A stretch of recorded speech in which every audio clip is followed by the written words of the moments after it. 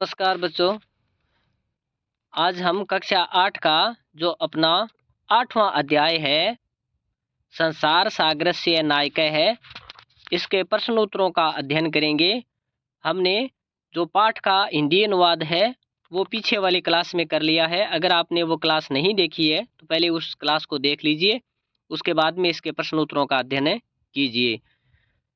तो अगर आपने इस चैनल को सब्सक्राइब नहीं किया है तो पहले इस चैनल को सब्सक्राइब भी कर लीजिए और लाइक भी कर दीजिए, ताकि जो भी आपको नई क्लास मिले उसका आप अच्छे से आनंद ले सको। तो देखते हैं हम आज का अपना पहला प्रश्न है, इसमें क्या पूछ रखा है। एक पदेन उत्तरत, एक पद में उत्तर दीजिए। तो अपना पहला प्रश्न है, कस्य राज्यस्य भागेषु गजत्रयः शब्द प्रयुज्यते। किस राज्य के भाग में गजदर शब्द का प्रयोग किया जाता है। तो राजस्थान राज्य से, कि राजस्थान राज्य के भाग में गजदर शब्द का प्रयोग किया जाता है। दूसरा अपना प्रश्न है, गज परिमाणम कह धारयति।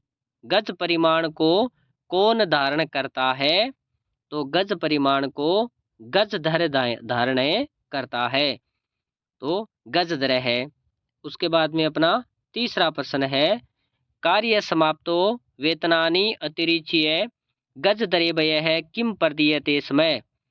कार्य समाप्ति के बाद वेतन के अतिरिक्त गज दरों को क्या प्रदान किया जाता था। तो सम्मानम यानी सम्मान प्रदान किया जाता था। उसके बाद में अपना चौथा प्रश्न है, के शिल्प रूपेण न समादृता भवन्ति। कौन शिल्प के रूप में या शिल्पी के रूप में आदर को प्राप्त नहीं हुए। तो गजदराहा यानी गजदर हैं, वो शिल्पी के रूप में आदर को प्राप्त नहीं हुए। उसके बाद में अपना दूसरा प्रश्न है, इसमें क्या पूछा है, अधोलिखितानाम प्रश्नानाम उत्तराणि लिखतु। नीचे लिखे हुए प्रश्नों के उत्तर लिखिए।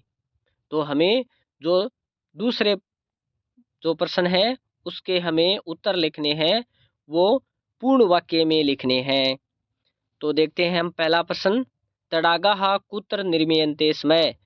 तालाबों का निर्माण कहाँ हुआ। तो ऐसे से ही देशे, इसी देश में तालाबों का निर्माण हुआ। उसके बाद में अपना ख वाला प्रश्न है, गजदराः कस्मिन् रूपे परिचिताः। तो गजदराः ये समाजस्य गांभीर्यं मापयेयुः इत्यस्य रूपे परिचिताः। गजदर है वो समाज की गंभीरता को मापने के रूप में परिचित हुए। उसके बाद में तीसरा अपना जो प्रश्न है उसमें क्या पूछा है, गजदराः किम कुर्वन्ति स्म। गजदर क्या करते थे। गजदराः नगर नियोजनात् लघु निर्माण पर्यन्तं सर्वाणि कार्याणि कुर्वन्ति स्म। गजदर थे वो नगर नियोजन से लेकर लघु निर्माण पर्यंत तक सारे कार्य करते थे। उसके बाद में अपना जो आगे वाला प्रश्न है उसमें क्या पूछा है, गय में के समाननीयाः। कौन समाननीय है। तो गजदराः समाननीयाः। उसके बाद में अपना तीसरा प्रश्न है, इसमें क्या पूछा है, रेखांकितानि पदानि आधृत्य प्रश्न निर्माणम कुरुत।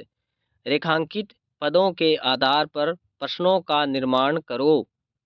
तो यहाँ पर अपना पहला जो वाक्य दिया है इसमें क्या पूछा है, सुरक्षा प्रबंधस्य दायित्वम गजदराः निभालयन्ति स्म।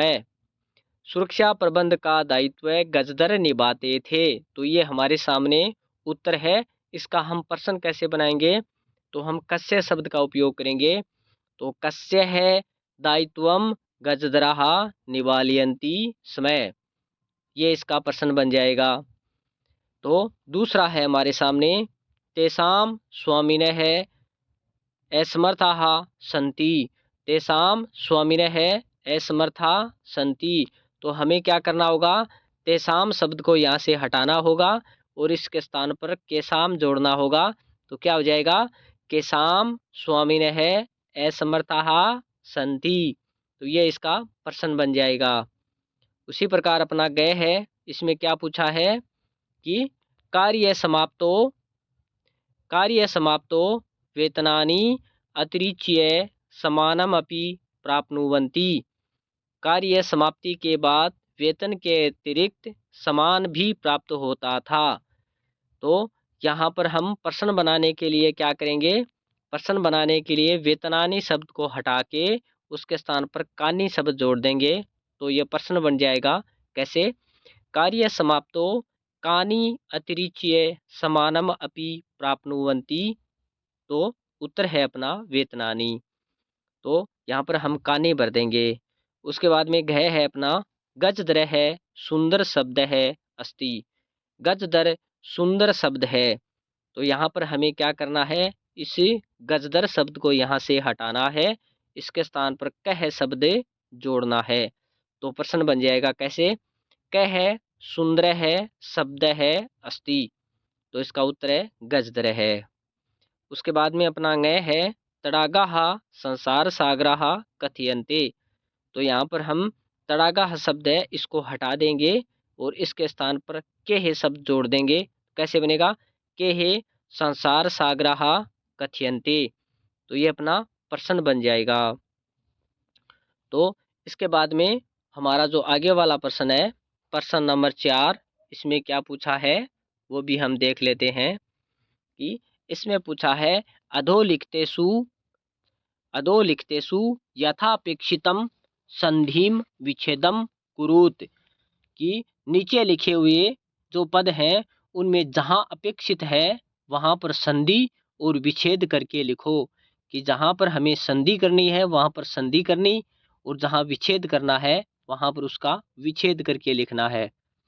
तो अपना पहला जो पद दिया है अद्य प्लस अपि, इसकी हमें संधि करनी है। तो अद्य प्लस अपि की संधि हो जाएगी अद्यापि, शब्द बन जाएगा अद्यापि। और इसमें कौन सी संधि हो जाएगी? इसमें दीर्घ संधि हो जाएगी। क्यों? कि ए और ए मिल करके यहाँ पर ए और ए मिल करके ए प्लस ए मिल करके क्या बन जाएगा? आ बन जाएगा। और आ बन जाएगा तो यहाँ पर संधि कौन सी हो जाएगी? दीर्घ संधि हो जाएगी। तो यहाँ पर पहले वाले वाक्य में दीर्घ संधि है। दूसरा है अपना स्मरण प्लस अर्थ। तो यहाँ पर स्मरण प्लस अर्थम शब्द होगा, इसको हम जोड़ करके यहाँ पर अर्थम शब्द होगा स्मरण प्लस अर्थम। तो इन दोनों को जोड़ करके हम जो संधि करेंगे वो पद बनेगा स्मरणार्थम। तो इसमें भी हमारी कौन सी संधि हो जाएगी? इसमें भी हमारी दीर्घ संधि हो जाएगी। इसमें भी दीर्घ संधि हो जाएगी। क्यों हो जाएगी दीर्घ संधि? क्योंकि यहाँ पर प्लस के पहले भी ए है और प्लस के बाद में भी ए है। ए और ए मिल करके आ बन गया। तो जो अपना लघु रूप है वो दीर्घ रूप में परिवर्तित हो गया। तो ये पद बन गया स्मरणार्थम और ये दीर्घ संधि हो गई। उसी प्रकार अपना तीसरा है इति प्लस अस्मिन, ये संधि हो जाएगी इति अस्मिन। और इसमें कौन सी संधि हो जाएगी? इसमें यण संधि हो जाएगी। क्यों हो जाएगी? क्योंकि यहाँ पहले वाला जो पद है उसके अंत में ई स्वर आया है और उसके बाद में ए भिन्न स्वर हो गया। तो ई के स्थान पर यह हो जाएगा, यण हो जाएगा। तो इसी को हम यण संधि कह देंगे। तो जोड़ेंगे तब इत्यस्मिन पद बन जाएगा। उसी प्रकार अपना घय है एतेषु प्लस एव। तो एतस्वेव हमारे सामने ये पद दिया हुआ है, इसको अलग अलग करेंगे तो कैसे होगा? एतेषु प्लस एव। तो इसमें भी कौन सी संधि हो जाएगी? हमारी यण संधि हो जाएगी। कि यहाँ पर जो वह पद है इसको हम जब वापस से विच्छेद में कन्वर्ट करेंगे तो इसका ऊ बन जाएगा। जैसे ई का यह बना था, यहाँ पर ई है, इसको वापस हम इधर लेके आएंगे तो इसका ई बन जाएगा ये का। उसी प्रकार ऊ है, उसका क्या बन गया? वह बन गया। उसी प्रकार हमारे सामने जो अपना पांचवा संधि विच्छेद है सहसा प्लस एव, इसको जोड़ेंगे तो हमारा पद बन जाएगा सहसेव। तो यहाँ पर आ है और आगे क्या है? ए है। आ और ए है, यहाँ पर आगे ए है, इस ए के अंदर एक मात्रिक है, तो इनको जोड़ देंगे तब एक मात्रा की वृद्धि हो जाएगी। तो एक मात्रा की वृद्धि हो जाना वृद्धि संधि कहलाती है। तो इसमें वृद्धि संधि हो जाएगी हमारी। इसके बाद में हम देखते हैं हमारा पांचवा जो प्रश्न है, इसमें क्या पूछ रखा है। पांचवें प्रश्न में पूछ रखा है, मंजूषात समुचितानि पदानि चित्वा रिक्तस्थानानि पूरयत। नीचे लिखे हुए पदों में समुचित पदों को चुन करके रिक्त स्थानों की पूर्ति करो। तो पहला है अपना जो छात्राः पुस्तकानि विद्यालयम गच्छन्ति। तो ऊपर अपने पास पद दिया हुआ है गृहीत्वा। तो ये गृहीत्वा भर देंगे यहाँ पर कि छात्रा पुस्तकानि गृहीत्वा विद्यालयम गच्छन्ति। उसी प्रकार अपना ख है, मालाकार है पुष्पे है माला। तो यहाँ पर क्या हो जाएगा, मालाकार है वो फूलों की माला की रचयंती यानी रचना करता है। तो यहाँ पर रचयंती पद आ जाएगा। उसी प्रकार अपना गय है, मम मनसी एका वर्तते। मम मनसी एका वर्तते, मेरे मन में एक है, क्या है, जिज्ञासा। जिज्ञासा। उसी प्रकार अपना घ है, रमेश है मित्रे। रमेश है मित्रे विद्यालयम गच्छति। रमेश है मित्रे विद्यालयम गच्छति ही। तो यहाँ पर क्या आ जाएगा, सह पद आ जाएगा, सह विद्यालयम गच्छति। उसी प्रकार अपना गय है, बालिका तत्र अहसत। बालिका तत्र अहसत। तो यहाँ पर क्या आ जाएगा, सहसा पद आ जाएगा। क्या आ जाएगा, सहसा पद अपना आ जाएगा, सहसा बालिका तत्र अहसत। तो इस प्रकार अपना पांचवा जो प्रश्न है उसको हमें कर लेंगे। उसी प्रकार अपना छठा प्रश्न है, इसमें क्या पूछा है, पद निर्माणम कुरुत। पद का निर्माण करो। जैसे यहाँ पर धातु दी हुई है, यहाँ पर प्रत्यय दिया हुआ है, यहाँ पर प्रत्यय है और यहाँ पर इन दोनों का पद हो गया। तो कैसे बनेगा पद वो देखते हैं हम। जैसे क्री के साथ तुमुन प्रत्यय जोड़ दिया तो अपना पद बन गया क्रितुम। उसी प्रकार हरि के साथ हम तुमुन प्रत्यय जोड़ देंगे तो हमारा पद बन जाएगा हरतुम। ये जो हरि है ना, इसका रै है ये आगे तय के ऊपर चला जाएगा तो ये पद बन जाएगा हरतुम। उसी प्रकार अपना त्रि है, उसके साथ तुमुन प्रत्यय जोड़ेंगे तो अपना पद बन जाएगा तरतुम। तरतुम बन जाएगा। उसी प्रकार हम देखते हैं आगे वाला अपना कत्वा प्रत्यय है, उसको जोड़ करके पद बनाएंगे। जैसे नम प्लस कत्वा, तो इसने बना रखा है नत्वा। नत्वा पद बना रखा है। कत्वा जो होता है उसमें किसी भी पद के साथ हम उसको जोड़ेंगे तो तवा जुड़ता है। तो नम प्लस कत्वा पद बन जाएगा नत्वा। उसी प्रकार गम के साथ हम कत्वा जोड़ेंगे तो अपना पद बन जाएगा उदाहरण के अनुसार गत्वा बन जाएगा, गत्वा। उसी प्रकार तेज के साथ हम कत्वा जोड़ेंगे तो अपना पद बन जाएगा त्यक्त्वा। उसी प्रकार भुज के साथ हम कत्वा जोड़ेंगे तो अपना पद बन जाएगा भुगत्वाहा। तो इस प्रकार जो हमारे उदाहरण दिए हुए हैं, उदाहरणों के अनुसार हम पदों को बना लेंगे। उसी प्रकार अपना आगे वाला पद है वो क्या दे रखा है, उपसर्ग धातु और प्रत्यय। तो हम सबको पता है उपसर्ग पूर्वक धातुओं के साथ हमेशा लेप प्रत्यय जुड़ता है। तो यहाँ पर उपसर्ग गम धातु लेप प्रत्यय तो पद बन गया उपगम में, उपगम में पद बन गया। उसी प्रकार सम उपसर्ग पुज धातु और लेप प्रत्यय, इन सब को जोड़ देंगे तो पद बन जाएगा समपूज्य। उसी प्रकार आ उपसर्ग नी धातु और लेप प्रत्यय, इन सब को जोड़ देंगे तो पद बन जाएगा आनीय। उसी प्रकार प्र उपसर्ग दा धातु और लेप प्रत्यय जोड़ देंगे तो अपना पद बन जाएगा प्रदाय। तो हमेशा ध्यान रखना उपसर्ग पूर्वक धातुओं के साथ हमेशा लेप प्रत्यय जुड़ता है। उसी प्रकार हम देखते हैं अपना जो सातवां प्रश्न है, इसमें क्या पूछा है कि कोष्ठकेषु दत्तेषु शब्देषु समुचिताम विभक्तिम योजित्वा रिक्तस्थानानि पूरयत। कोष्ठक में दिए गए पदों के साथ समुचित विभक्तियों को जोड़ते हुए रिक्त स्थानों की पूर्ति करो। तो यहाँ पर अपना जो पहला इसने उदाहरण दिया है वो क्या है, विद्यालयम परितय वृक्षा सन्ति। तो यहाँ पर विद्यालयम शब्द में द्वितीय विभक्ति आई है। वो क्यों आई है? क्योंकि परितः पद आ गया तो ये उपपद के रूप में जुड़ा हुआ है। परितः जो पद है वो, तो इस परितः पद के योग में हमेशा द्वितीय विभक्ति लगती है। उसी प्रकार अपना क है ग्रामम, यहाँ पर ग्रामम पद है, यहाँ पर उभयतः है ग्रामा संति, तो यहाँ पर उभयतः शब्द आने के कारण ग्राम जो पद है उसमें द्वितीय विभक्ति जुड़ करके ग्रामम पद बन गया अपना।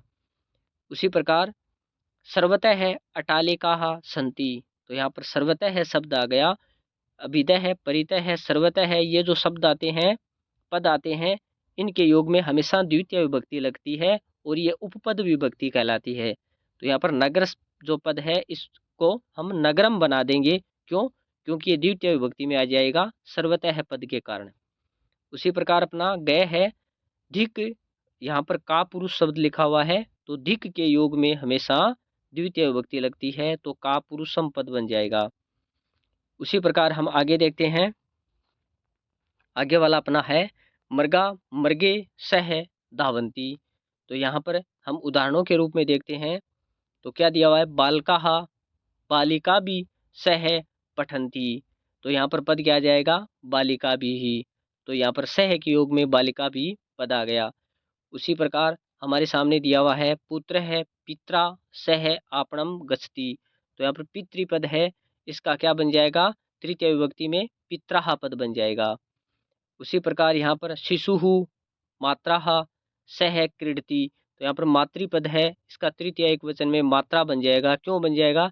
क्योंकि यहाँ पर सह पद है, इन सब के अंदर सह पद है, ये उपपद विभक्ति के रूप में आने के कारण सह पद के योग में हम हमेशा तृतीय विभक्ति लगाते हैं। तो यहाँ पर तीनों जो हमारे पद हैं उनमें तृतीय विभक्ति लगी है, तो तृतीय विभक्ति के कारण ये पद हैं वो इस प्रकार बने हैं। तो आज के अपने ये प्रश्न उत्तर की जो श्रृंखला है वो यहीं ख़त्म होती है। धन्यवाद। अगर आपने इस चैनल को सब्सक्राइब नहीं किया है तो सब्सक्राइब ज़रूर कर लीजिए और वीडियो अगर पसंद आए तो इसको लाइक ज़रूर कर देना। धन्यवाद।